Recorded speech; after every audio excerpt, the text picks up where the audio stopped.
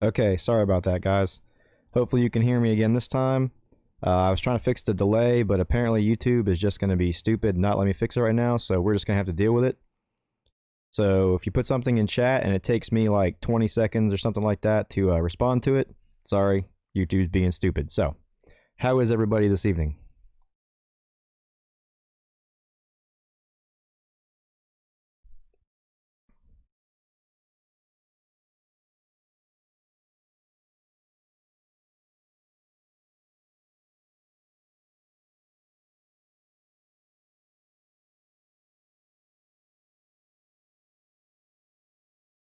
It's probably going to take everybody a couple of minutes to get over here because we had to kill that one and open a whole new stream.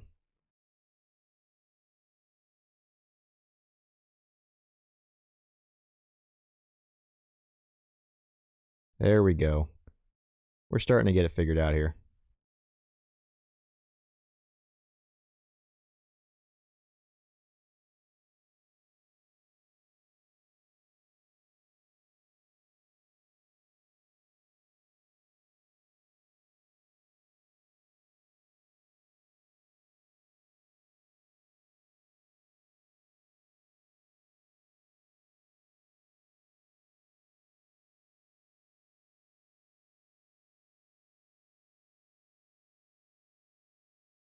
Pop back over here.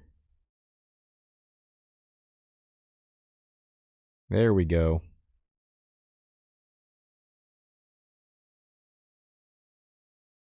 Eric, I see you, buddy. There's a delay, so bear with me.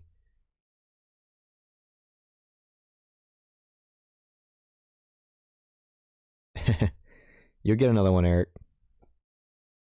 You want the Interceptor, though, right? You don't want the GT, you want the Interceptor, right, Eric?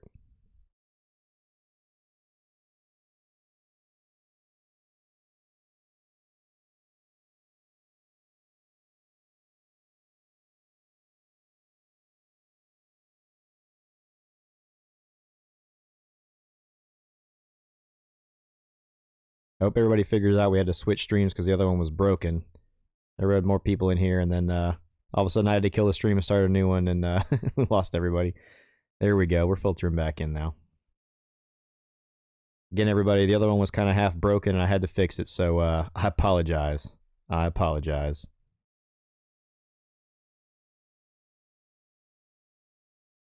There we go. We're going to go ahead and just kill and delete the other one, too, to make sure. Okay. Yeah, Eric, it'd be a really good idea to ride both. I mean, they just feel different, man. You know, as far as engine and transmission and everything, they're basically the same, but they just feel different riding them. Like, I fit better on the GT, but most people, it's going to be the Interceptor, like I've said before, you know? I mean, they're easy and they're really not that expensive, so at least your dream bike is fairly attainable, you know? Man, that delay is something fierce. And it will not let me fix it. Shame on YouTube.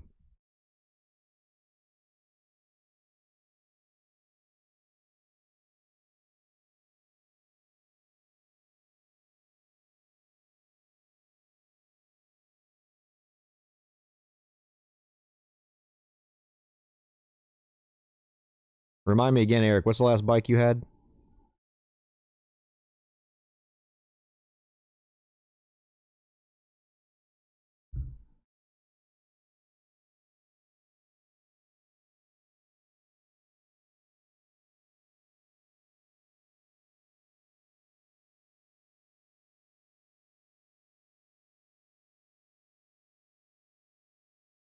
Oh yeah, that's right, a GPZ 750. That's cool stuff, man. I mean, you know, going GPZ 750 to one of the 650 Enfields, that should be really right up your alley. Yeah, I'm not surprised your dealerships have less GTs than they do Interceptors. The dealer I worked for, it was kind of the same way too. That's sort of how Royal Enfield usually is when it comes to sending them. Usually, like our allocation was, we probably got 4 Interceptors to every 1 or 2 GT. So that's not very uncommon. They figure the Interceptor is going to be much more popular bike because of the seating position and everything, so they just don't send out as many GTs. So I'm not surprised at all that your dealers over there are lighter on GTs than they are Interceptors.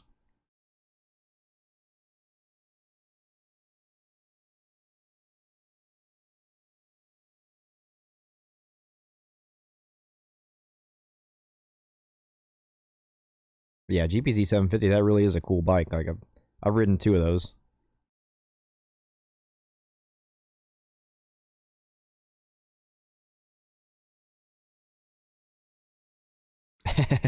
Yeah, unfortunately, I can't see you guys. This whole live streaming thing would be a whole lot more fun and better, like for any kind of live streaming. You know, if the streamer could also see the audience, the best we can do is see the comments, you know. And it's also kind of funny. It's kind of weird, you know, that I can talk to you guys and you can hear me, but I have to read what you're saying back to me. Usually if I do streaming, it's going to be on the gaming side. So usually I have like a headset and everything on, and I'm talking, but I can also hear the game and everything. So it's kind of funny to do it this way where you're just streaming and having a conversation. It's also really funny, like watching myself with a massive delay on me. Oh, thanks, Yura. I appreciate it.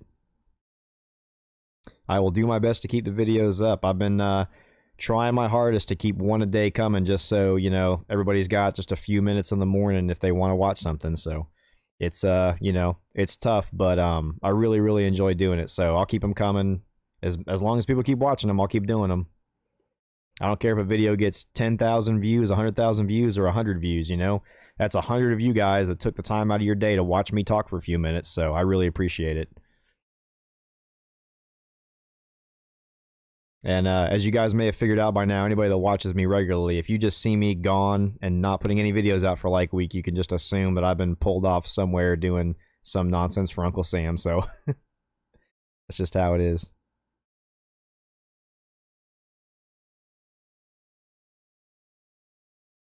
What do you ride, Yura? What do you got?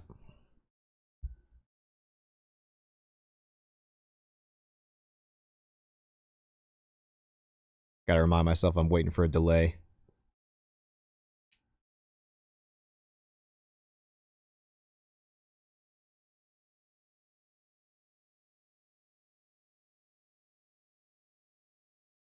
Gotcha. I mean, that's not a bad spot to be. You know what the best part about not having a bike at all is and looking for them? You got the whole world open to you on bikes, you know? I mean, I'm obviously having a bike and being able to ride, it's amazing too. But I remember, like, before I had one at all, and I was getting my first one, like, those last few weeks that I was looking were just, like, some of the most exciting time I've ever had, like, trying to figure out exactly what I wanted and then, like, the anticipation of waiting for it. So, I mean, even the not having a bike and looking for a bike, like it's tough to pick one when you're a nut job like I am, but I mean it's a fun place to be. It's an exciting time. Thanks, JJV.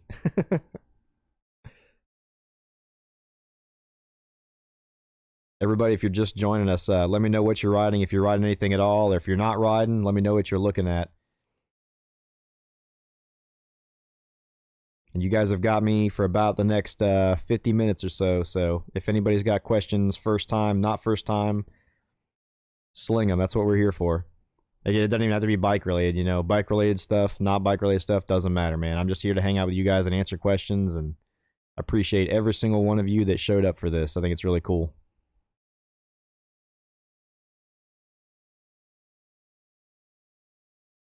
So Yura says, I've just been researching and watching videos and suggestions. That's how. Well, cool. That's kind of the idea. You know, I've got a lot of viewers that are experienced riders too, but I mean, obviously, if you look at my channel, a lot of my stuff is going to be geared more towards beginners and inexperienced riders, just because from all the time I worked in dealerships, I just have so much more experience, you know, working with inexperienced riders, beginners, and stuff like that. And those are usually some of my favorite customers because they're just so excited and eager and ready, and like they're kind of pure and haven't been, like, I don't know, maybe tainted by different brands and stuff yet. So they're usually some of the most fun people to hang out with and talk to about bikes. So but a lot of it's kind of geared towards that. But and I know there's still a lot of really, really good bikes that I don't have reviews for up and stuff. So it depends on what I can come across to get my hands on and what I have time to do. So like you guys have probably noticed, if you have questions, I'll do my best to make a video for it, and then, you know, we'll do stuff like this. You know, if you guys like doing stuff like this, I can do these from time to time too.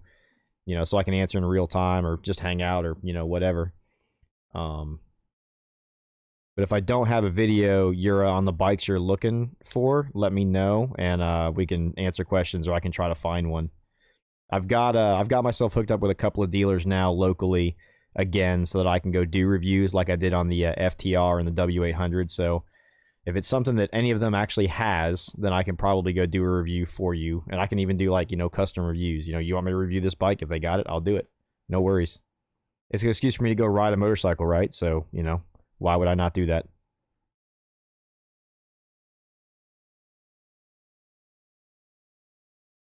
I'm trying to, like, watch myself and count the delay. I think we're about 20 seconds delayed.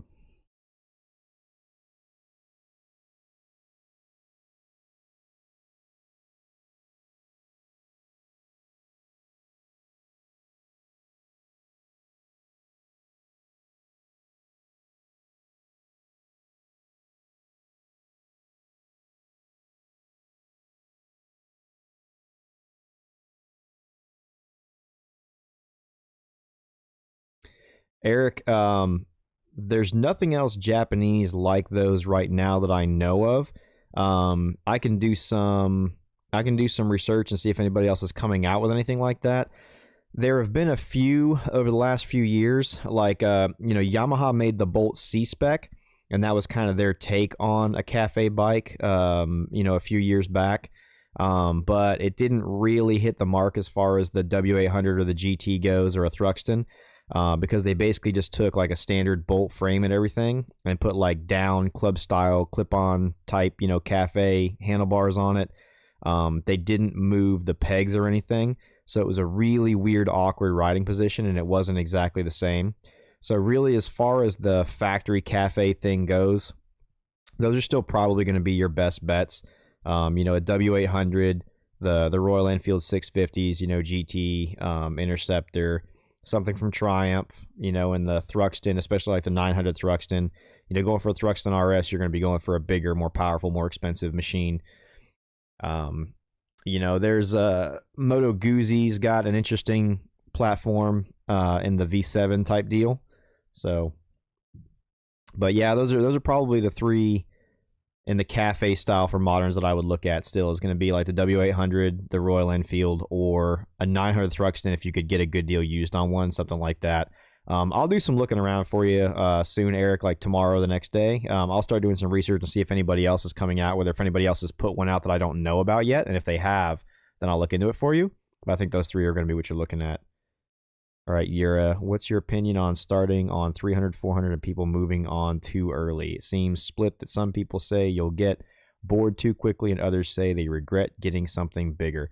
Okay, so as far as that goes, Yura, I started on a Ninja 250, and I really, really liked it, and I thought it was plenty for me at the time. Unfortunately, that motorcycle got run over, and I'm going to do a video soon explaining what happened with that situation, but I think at this point, you know, if you're talking about a 300 or a 400, you're probably talking about a sport bike. But even if you're not, you know, sport bike, cruiser, or, you know, dual sport, whatever, a 300 to 400 cc bike for most people is plenty small enough to start on. You know, it's something like a Ninja 300 or a 400 or an R3 or anything in that kind of category. I think those are great bikes to start on. As far as moving on too early and whether or not you're going to regret getting something that small quickly, that's kind of an individual thing. Really, a 300 to 400 cc, especially the modern sport bikes in those sizes, they put out plenty enough power that they will go really as fast as you want to be going on the street anyway. Most of the time I have new riders that get something in that size and they really want to get something else bigger quickly. It's usually people that are just physically a lot bigger, so they physically feel like the bike is too small for the way that they're built. A lot of times if I've had somebody get a 300 to 400 cc sport bike or something like that, you know, and they're not already jaded or tainted by their friends having bigger bikes and their friends pressuring them to get bigger bikes, usually they're happy on those bikes for a year or two, you know, and then you've usually got the skills built up to where you can get whatever you want. But I think that the 300 to 400 cc range is really where the majority of people need to start. I know I've made videos where I talk about, you know, getting 600, 650 cc bikes and stuff like that for way bigger people if they're just not going to fit on those size bikes. But that's what I really do recommend that. And I know a lot of people out there, especially sport bike riders, will say that you'll get bored too quickly. And then other people will say that you will regret getting something bigger right away. I say get the smallest motorcycle that you can comfortably fit on and ride it as long as you can possibly stand it, and get those skills built first, because it will keep you safer longer. I would have probably stayed on my Ninja 250 I had it for about 6 months, and I would have stayed on it for a lot longer than that, because that thing, it did over 100 miles an hour. I mean, how fast do you really want to go on the street? If it didn't get run over by a van, I would have had that a lot longer. And then I replaced it with a Ninja 500, and I loved that motorcycle for a couple of years, so I hope that, I just went kind of deep down that question, but I hope that helps. Let me know if it did. If not, then I'll answer it a different way, Yura. Got more people joining us. Welcome, everybody. I know there's a delay in it, but how does the audio sound? I know you guys can hear me, but does it sound pretty good and crispity and loud enough and everything? There's not a whole lot I can do about it on this end, but yeah, I would say the SV650 would be one of the few exceptions I would make for most people, especially if you can get one within the last few years where they've got that like clutch assist, beginner assist deal on them. The day that I rode the newer model of that actually had that was like a whole eye-opening thing. And if you watch my one of my SV650 videos actually has the moment in there where I had discovered that, and I did it on camera, like, oh look, I'm riding it with one hand through like the first 3 or 4 gears or something like that, because I was that amazed, because I'm so used to old school motorcycles where you really have to learn to work a clutch. And when Suzuki put that like assist dealio on the SV650s, that was like a whole game changer in my mind as far as what beginners can start on, because an SV650 is as tame as your throttle hand is, really. So if you stay out of it, that thing can be a very, very tame, very, very nice mannered motorcycle. Or if you get used to it and you really wring its neck, you can get a lot of fun out of an SV650. Back home, there was a whole little race series with SV650s where people would just put clip-ons on them and take them to the track. So good to know the audio is good. That's why I wanted to do it this way. I could have done it in the garage with the other camera, but I figured I would at least make the effort to have really good audio tonight, since we were going to be dealing with sitting in here. So we're just in here on the couch hanging out. This is one of the few times you guys are going to see me without the bike behind me.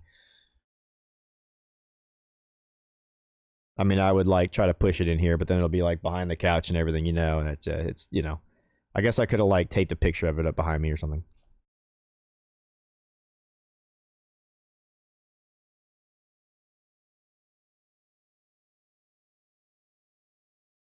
Yeah, that's a good way to be, JJV. Started riding mountain bikes, learning the trails, and then you got on a dirt bike, and then you went and took the course at Harley. That's a really good way to do it. I've known a lot of people that started on dirt bikes and got the experience there. So then you at least know like the clutch deal and everything. But that training course, the next couple of days there'll be a video coming out where I mention how much I recommend that. Yeah, if you already had the dirt bike experience and everything, then taking and passing the training course should have been no problem. When I took the training course the first time, I had no motorcycle experience at all. Actually, I did it backwards of the way I recommend doing it. I bought my first bike first, and then I went and took the training course. And I was dumb enough to think I could take my own bike to the training course. And then I got there, and they put me on a 250 Rebel that wasn't mine, and I was like, oh, okay, this is how we're doing this.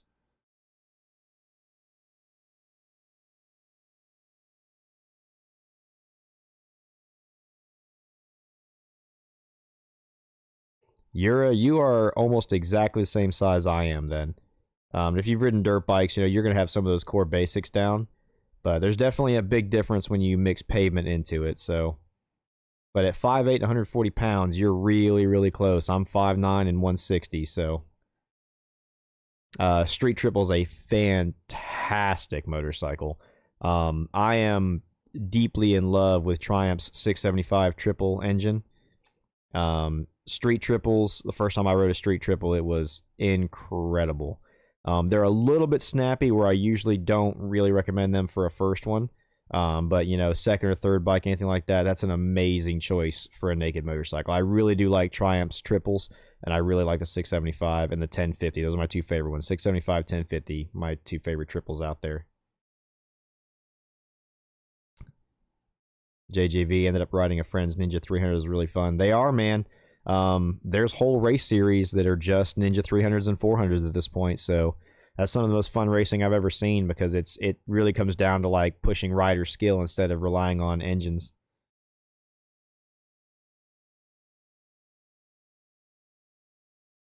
Eric, yeah, I know they've had some different bikes over the years.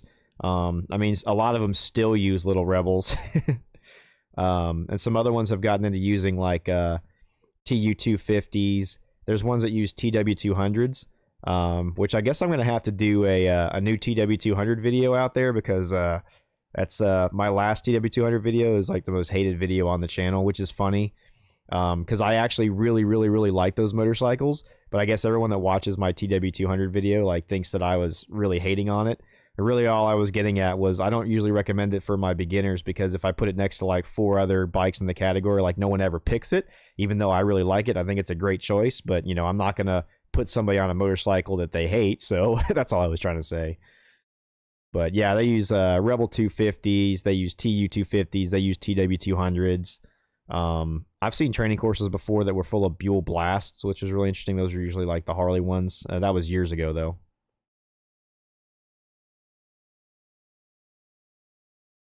Ended up getting a Kawasaki 600 JJV. Yeah, that's cool. I mean, you know, if you got one, and you're learning your skills and you're being safe on everything, more power to you. You know, I try to get across in the videos that I don't hate on anybody or knock anybody for starting on a bigger bike. You know, there's a lot of people that just can't start on tiny motorcycles, and that's fine. And I've known people that start on 1,000 cc or bigger.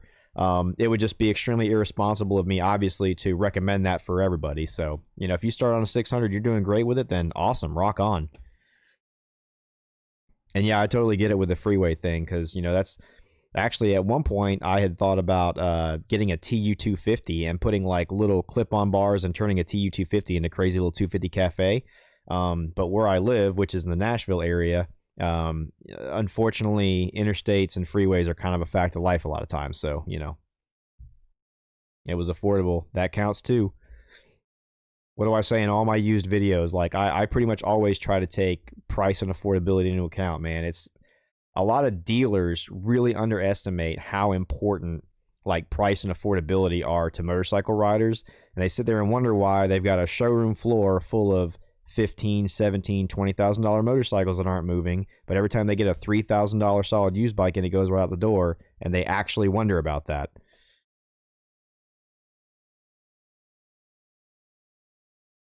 I like all this conversation we got coming. Keep it going. That's the whole idea.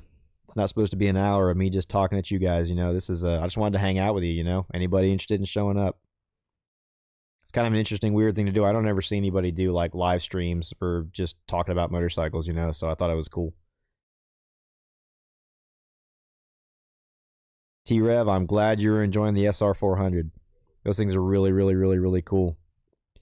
That's another bike that it's really funny. You know, I've got a couple of videos on those that have got a ton of views, and you know, most of the people get it. You know, that I was talking about it being, you know, like newer and re-released, you know, in the States, because but I get a lot of international people that like to yell at me like, oh, it's been around forever. Like, I know it's been around forever, but Yamaha brought it and reintroduced it back into the States and fuel injected it several years ago. You know, but I think those are really cool.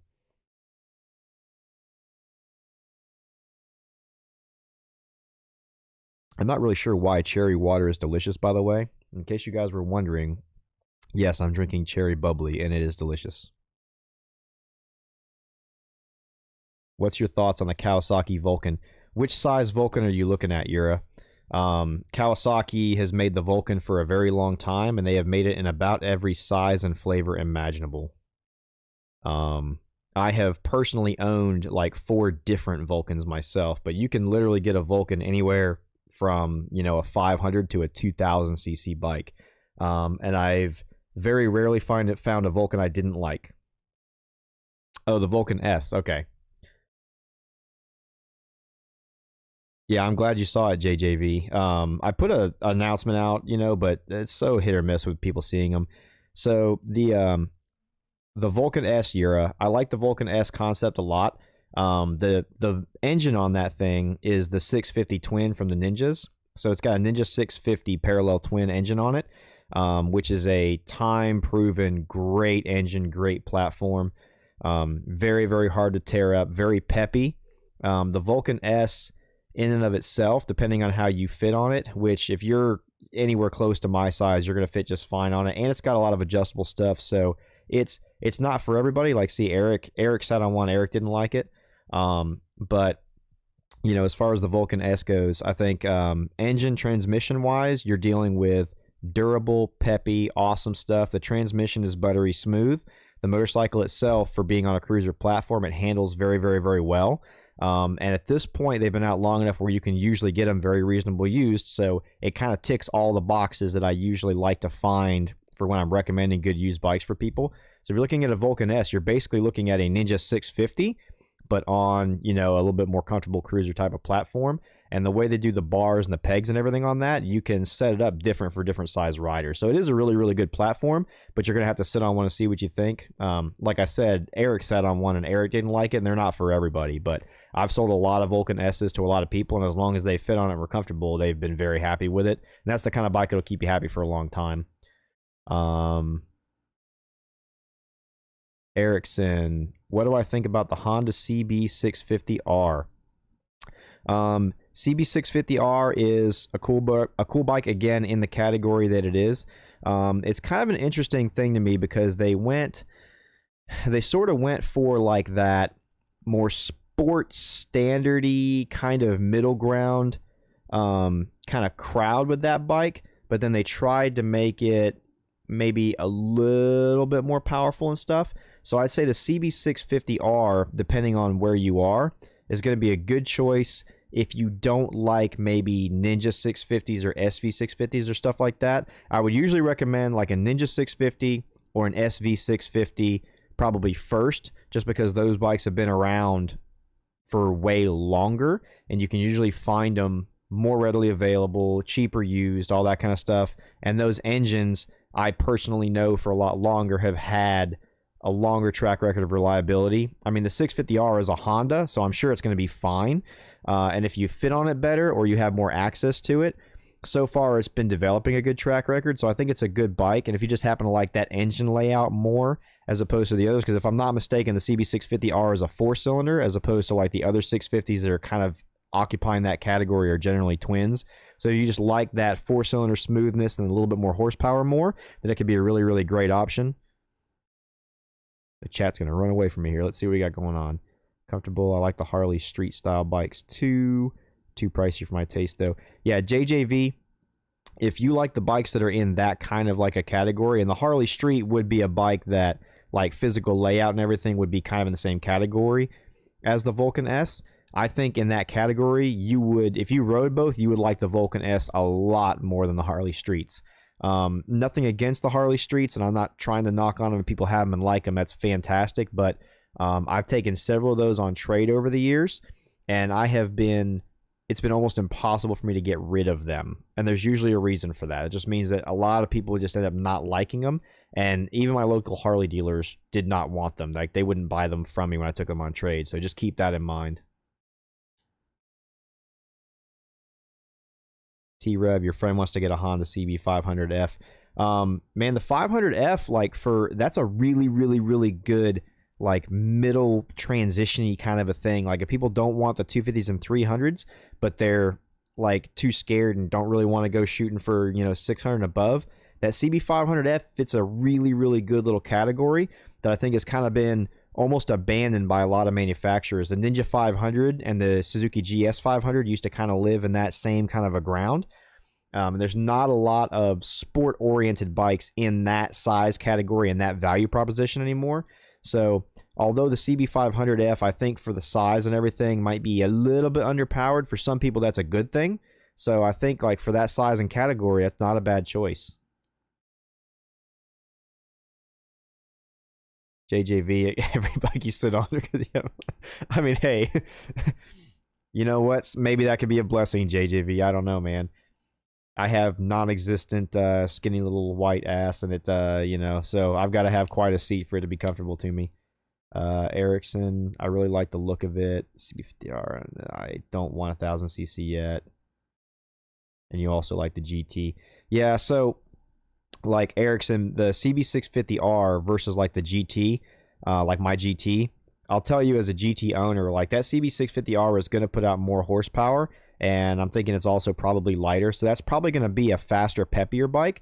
The Royal Enfield GT would be more like the choice you go for if you want like that classic old school styling, because I've had all the sport bikes, and everything like that, and I get to where just for whatever time and time again, I just come back to classic retro stuff, because I've gotten to where I don't really want to do 140 miles an hour with my hair on fire anymore, you know what I'm saying? And the classic style bikes like that, I find they handle good enough, they have good enough power and everything, and I just really like the character of them, And yeah, the CB650R, for a bike in that price range and category and everything, it does look pretty good. And I understand there's a lot of places outside the US where a CB650R can be adapted to fit some of the like step down licensing brackets too. So I think it's getting kind of popular in a lot of areas for that as well. T-Rev, you're all bones, so you hear me out. Yeah, it's the struggle is real when it comes to seats. Maybe that's why I like cafe seats and sport style seats even more. The cruisers that I've had, I've really, really liked them. But after a while, man, my butt can't take that upright or leaned back cruiser riding position anymore. Like, I loved my highball to death, but there was only so much, my butt could take. And my Raider, I had a Vulcan 900, same story. I've had a lot of cruisers, and it's always the same story. Hell yeah, Ericsson. If you can pull it off, get them both. As soon as I can, I want to have a couple more bikes again. When I left for deployment last time, I had, before I deployed, I was up to 5 or 6 bikes at once. And when I was going to deploy, I didn't want them all just sitting around, So I sold all but one, and my good buddy Preston, he hung on to and took care of the one bike that I kept my highball. My highball is the only one I didn't sell before deployment, and he held on to it and took really, really good care of it for me. I really, really appreciated him doing that.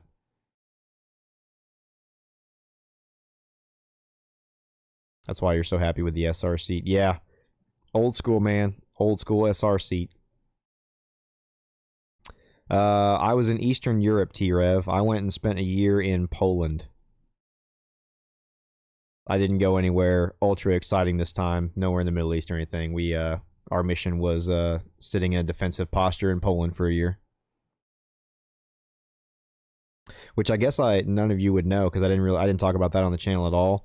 I did a lot of videos before I left, and then right before I left, I did a video where I was just letting everybody know, basically, hey, I'm going to be gone for a while. And then I came back and I was like, hey, I'm back, but I was deployed, but I never really told anybody where I went. Don't be jealous, T-Rev. It's not as cool as you would have thought it was going to be. We were sitting way up in northeastern Poland, and it was not a good time.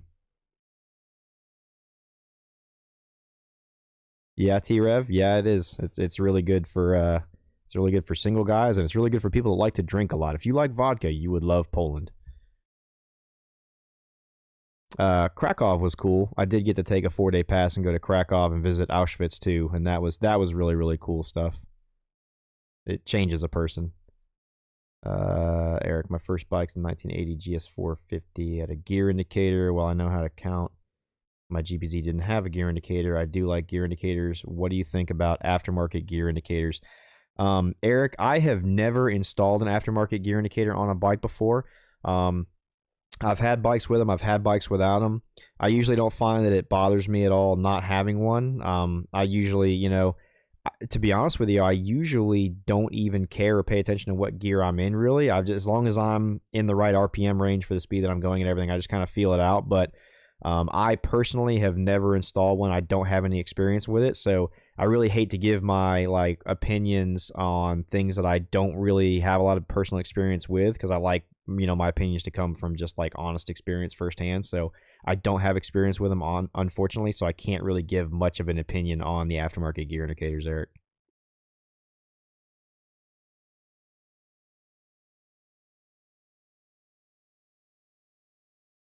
First was to Iraq, second was on a booze cruise through Southeast Asia. I hear you, T-Rev. I hear you. Yeah, our my unit's last deployment before this one was Iraq. That was no, not really, not any better.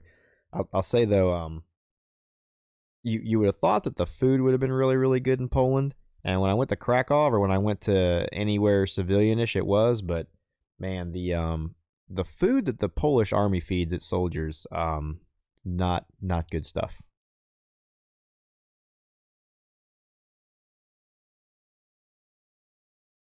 We basically just ate like potatoes and pork all the time.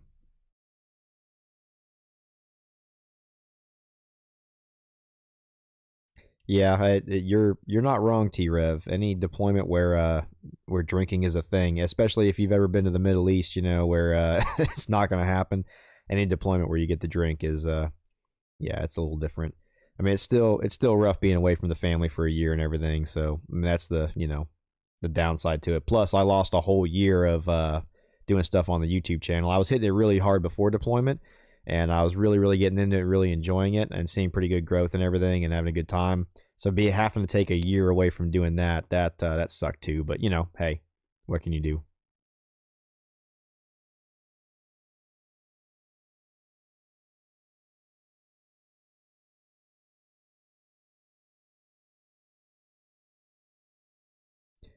Eric, I have not seen a single military motorcycle in the what am I on 10 years that I've been in.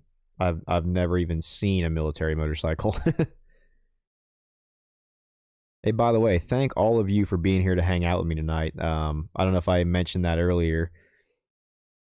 It's 8:30 something on a Saturday night, and you guys have all chosen to come hang out with me on your Saturday night. So I can't thank you enough for doing that.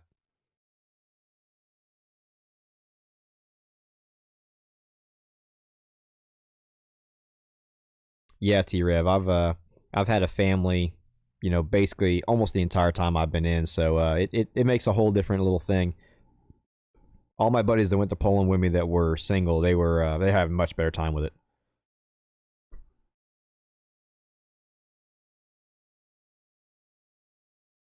Damn, John's here.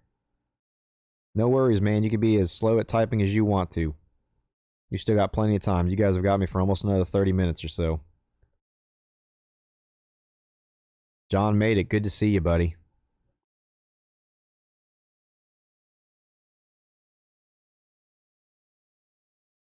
It really is awesome to get to hang out with you guys live like this, instead of me having to do a video and then wait till I get the comments and everything. JJV, have the wife stream and let us all know you're doing well next time. Have her stream and put you through the FaceTime or something.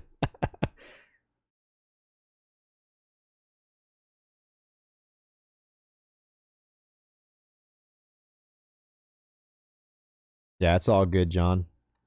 No worries, man. I'm just glad you're all here.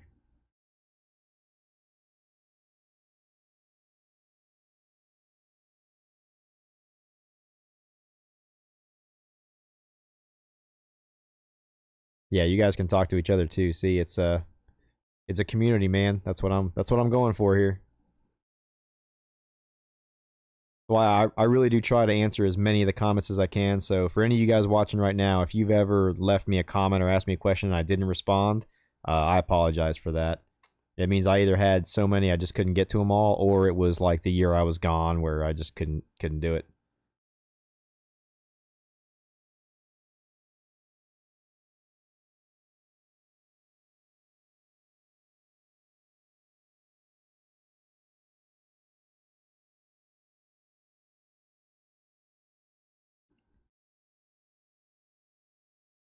John, they are cool looking.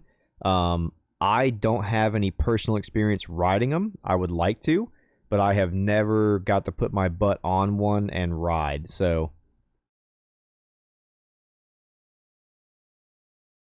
I think they look awesome, but I don't have any personal experience riding them.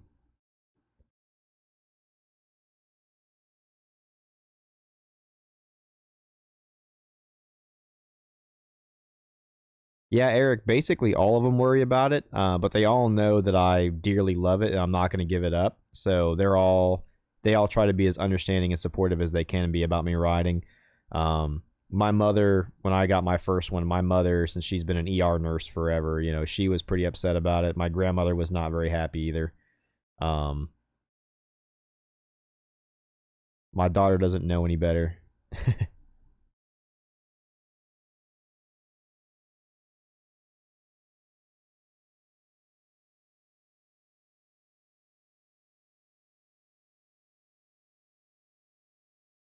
Euro made 15K from Korea bringing the ex-wife.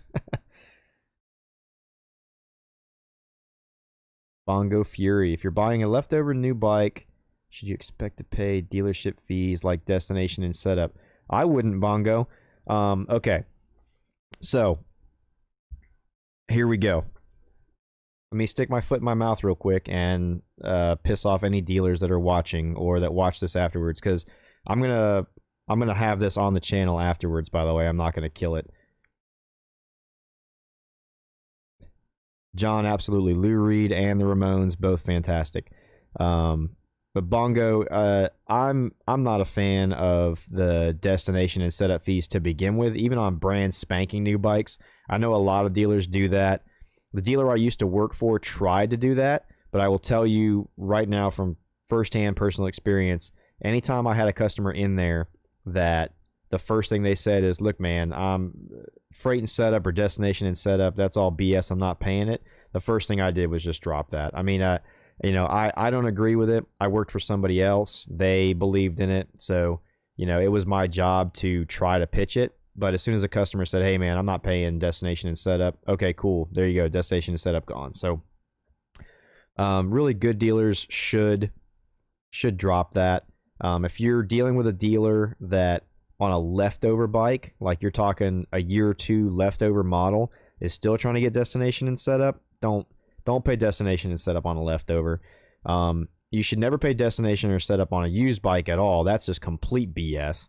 And if a dealer's got destination and setup, especially hefty, on a leftover motorcycle, just tell them, hey man, I'm willing to take this off your hands. I'm willing to move it off your floor, because trust me, they want it gone.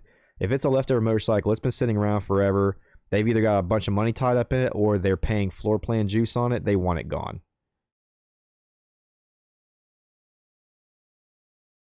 So, short answer, I would not be paying destination or setup on a leftover bike. You should not expect to pay hefty dealership fees on a leftover bike. They should be wanting to get rid of that.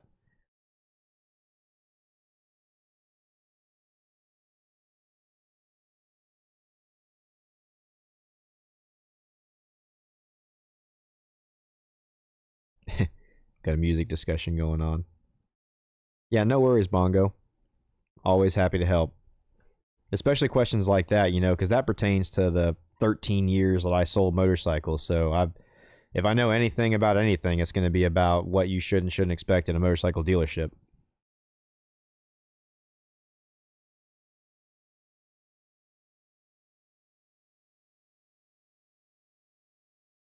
What aspect of the sealants are you referring to, John? Like you're talking about sealants in spoked wheels like T120 or mine. What I'm not sure I understand the question. What aspect of it are you wanting to know my view on?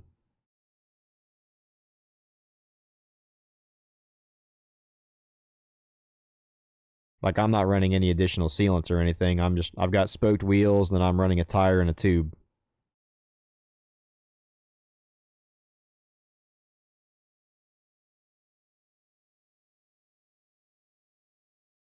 Oh, isn't like using bike seal or something? I personally have never been real big on using that kind of stuff. Reason being is I have a lot of buddies that are motorcycle mechanics, and they have from day one always told me not to use it, because then if I did get a puncture or something like that that was bad enough where I was going to have to replace the tire, it creates kind of a gooey mess and makes it a lot harder to do everything, and it can leave a lot of residue and nonsense on the rim itself. So I personally have never been really big on using it just because I've always been advised against it by my mechanic buddies. That being said, I've known plenty of other riders that did actually use sealants and everything in their bikes, as like an emergency measure or something like that to take care of it. So it can be done. In a tire like I've got with a spoked rim on it.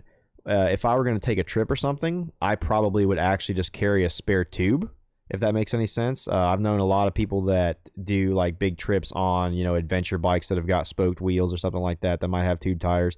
Anybody I know that goes on a trip that has tube type tires, a lot of times they will carry an extra tube. It doesn't take much, if it's in a box or something, it's just a tiny little package. So I would probably be more apt to carry a spare tube than I would to deal with sealants, if that makes any sense. Now, if you're on a radial tire, then that's not really an option for you. So if you're on a radial tire, that gets a little bit more tricky.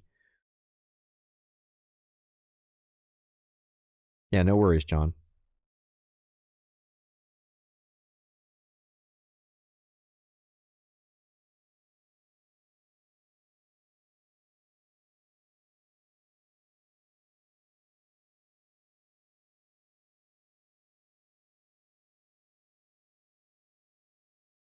Yura, have you done a video on tools that you should try to keep on your bike for emergencies? I have not done a video on that, Yura. I can do that. And it's going to depend too on the bike and what your carrying capabilities are. Like for me, as far as a toolkit, the GT comes with a really basic little one, but like I've got a couple of basic tools I keep in my backpack, so I could do one on that really soon. So I can do one on that really soon. It's usually going to be like a flathead, a Phillips head, a couple of basic like end wrenches, like box style wrenches that actually fit whatever your bike is. And for most bikes, that's going to be like a 10 millimeter and a 12 millimeter, and then maybe something to do plugs with. Eric, how many miles do you have on your Royal Enfield now, and how are tires wearing? If I were to find a used Royal Enfield, say with 4,000 miles on it, should I plan on it for upcoming repairs? At this point, Eric, I've got about 2,000 on mine, and my tires are not done yet. My tires are wearing very, very well and very, very even, but I'm also kind of a stickler on my tire pressure. So basically, anytime I ride, I keep a tire gauge right next to where I park the bike. So anytime I ride, I do my tire pressure right before I ride anyway, and I have a compressor in the garage too, so I'm really big on the pressure. But I'm seeing really, really, really nice wear. I would say if I were guessing just based on my experience, I'm probably going to get, 5, 6, 7,000 miles out of the back tire, and I'll probably change them both at the same time. So 4,000 miles on it, unless somebody was running improper pressure, I don't think you're going to need a set of tires right away. They'll probably be, 2/3 done or something. But again, it's gonna matter a lot on the pressure, because people underestimate how much pressure matters in the life of motorcycle tires. Favorite kind of tire per season? JJV, that depends on the bike. When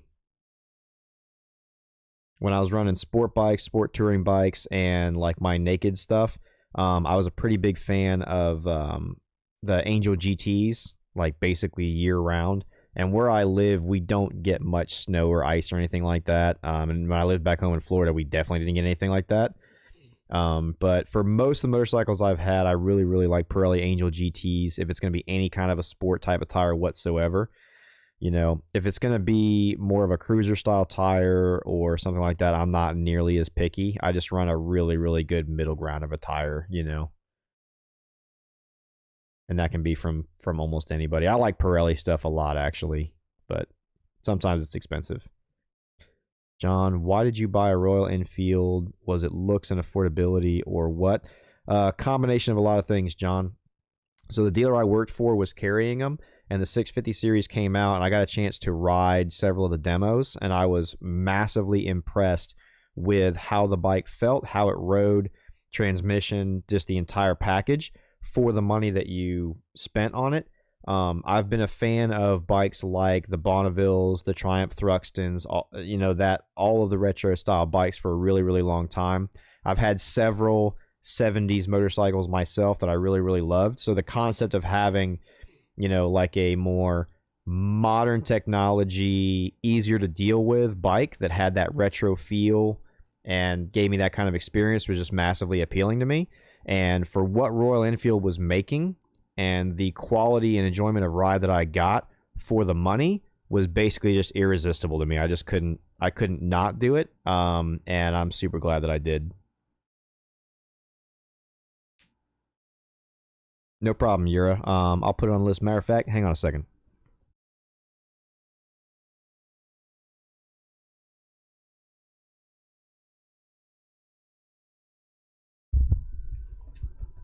Here it is right here.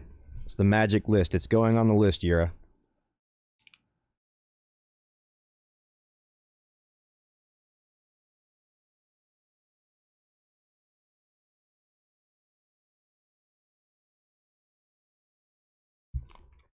Tools to keep on the bike for Yura. You guys all saw it. It's on the list. It'll come out in a few days. See? See how that works? John, I'm forever pumping T120 tires, maybe just natural leakage. Others say their T120 tires leak air slightly. That's interesting to know, John. I have not personally owned a T120, so I don't know if the tires naturally leak or not.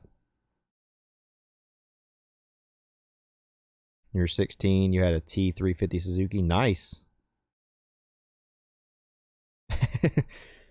No worries, Yura. That's how it works, man. If I find good questions and comments and stuff too, I try. It's just the list gets kind of long, so sometimes if I say, hey, there's a video coming out on it, it might be a week or two or whatever, you know. You guys could see 3 or 4 things at the top of that list crossed off, so you already know what the videos are for the next few days. And they're all viewer questions. I will say though, John, like as far as tube style tires go, I have had other bikes before that seemed like they lost air over time, and usually it's been attributed to the change.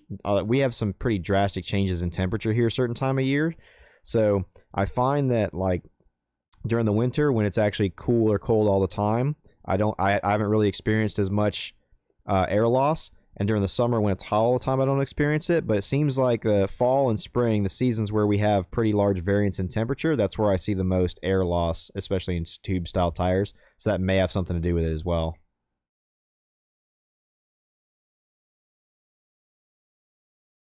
John, what made me start a YouTube channel? I really like making videos. I have helped in video production prior to this for other people. And I felt like with the time that I spent in the motorcycle industry and all the knowledge I had and everything, I really enjoyed helping people at the dealership. And I just kind of was inspired one day watching, if any of you guys know who Gary V is, Gary Vaynerchuk.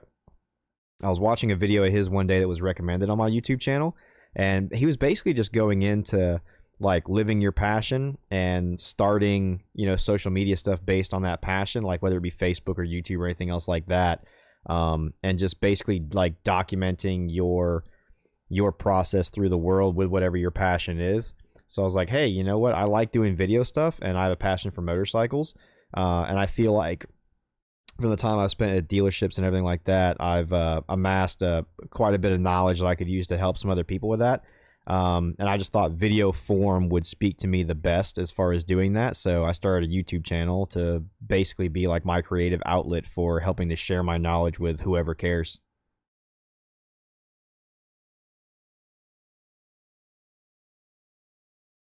E-Blade 1999. I have ridden 2 or 3 Diavels. I have not ridden a Diavel S. Diavel, however you want to say it. I have not ridden the S. I've ridden several standard Diavels, not the S. I did get to sit on a solid carbon one time, though, and I about had a heart attack.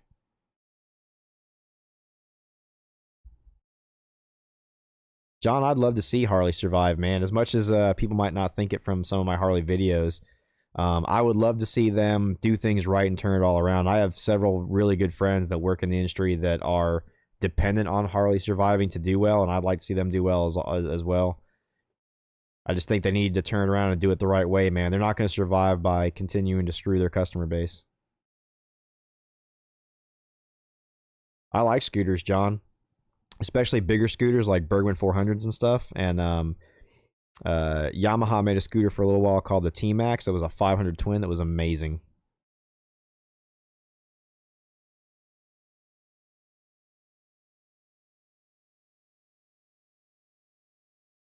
Yeah, me too, Eric. That's what I'm going for, man. I really appreciate it.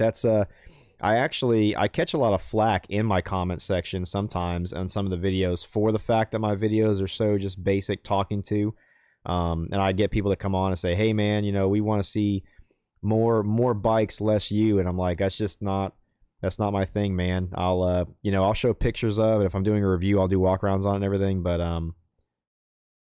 doing super high production videos that I put 2 weeks into and everything, and that's not really my thing. I figured out pretty early on I really prefer just going camera to face and just talking to you, and whoever likes it and wants to hear it and wants to hang out with me, cool, and whoever doesn't, there are way bigger, way flashier channels out there, so it's all good.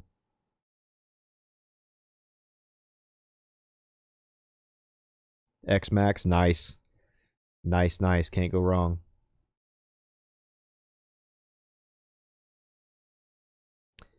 Man, John, that's a hell of a question, John. With the what bikes would I have? She does not, John. She's scared to death of them, so I generally don't have a passenger at all.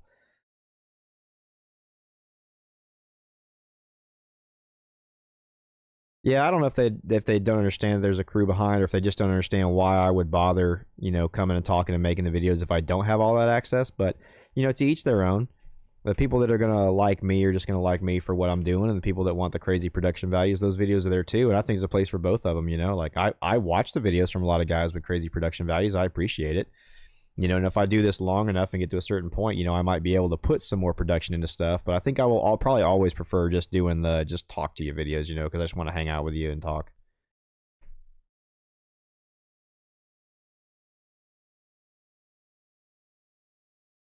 What about a video of me deep cleaning my bikes? We could try to do that, JJV. I don't know how many people would want to sit there and watch me deep clean a motorcycle, because it's going to take me, 30 minutes to an hour to do it or something. I guess I could do like a time lapse thing or something, but to be honest with you, I kind of prefer just to ride my motorcycles as opposed to clean them so much. So for me, a deep cleaning is like take it outside, give it a really, really good bath, bring it back in, and then hit it with a microfiber and some Honda polish for a while, and then that's basically the extent of it.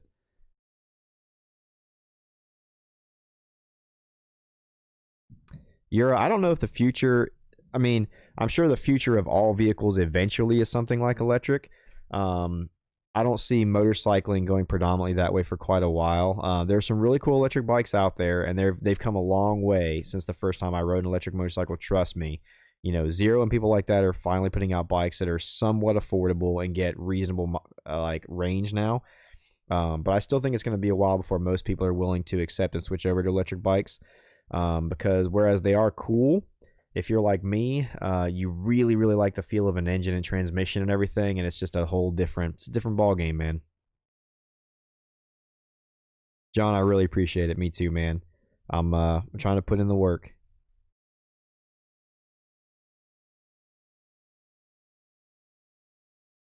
Yeah, JJV, I can do a motorcycle cleaning video. If nothing else, just like my tips on what to do and how I do it, and how basically Honda polish is the greatest thing ever invented for cleaning motorcycles.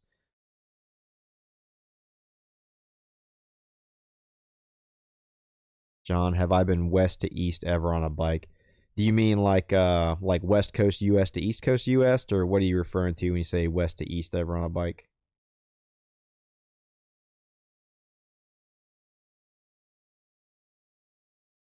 And I didn't skip over the question on what bikes I would own. We just keep on moving on. Like if I could own 5 or 6 bikes right now, man, it'd be so hard for me to pick. It'd probably be like my GT. I probably would want my Highball back. I probably would want my FZ09 back. I probably would want an XB12R Firebolt again from Buell because I really love that. And I probably would have like a V-Strom. New York to Los Angeles. I have done a lot of riding from like anywhere between Florida and the middle of the country, and all up and down the East Coast on a motorcycle. I have not been out west on a motorcycle. I have not been west of the Mississippi River on a motorcycle in the U.S. I've been out that way, but not on a motorcycle. I would love to, though. I'd love to jump on something like a 1000 V-Strom or a Yamaha Tenere or, FJR or anything like that and go just, I mean, really, even my GT, like, I'm comfortable enough on, I could drive my GT from coast to coast.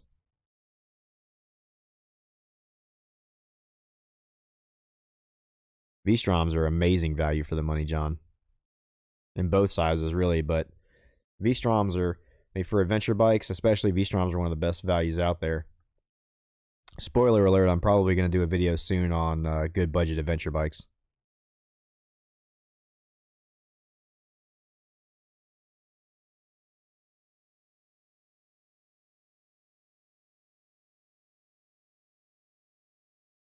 Guys, it's getting to be after 9, so we're going to have to go soon. So we got any last minute questions? Now's your time.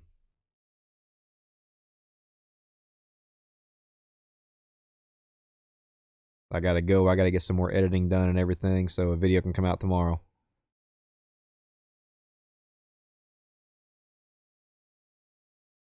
At JJV, I do need to get another bubbly, man.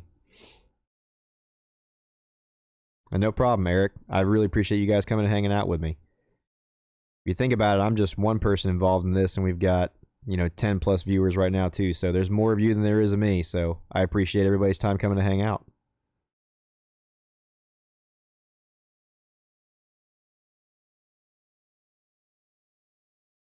Yeah, no worries, everybody. Thanks for all the kind words. Thanks for the questions and everything. I'll keep the videos coming, and if everybody had a good time, maybe we'll do this again soon with the live thing sometime soon. So thank each and every one of you for showing up. I really, really do appreciate it. It's 2 p.m. in New Zealand. John, I appreciate you making it with the time difference, man. That's great. I got to figure out how to do one on India time. I've got a lot of viewers in India that were wanting me to do it on India time, too. That's it, guys. I'm gonna get off of here. Again, thanks everybody for showing up. It's really, really cool hanging out with all of you guys. I'll have a video coming out in the morning, so keep the comments coming. Stay cool to each other, and peace.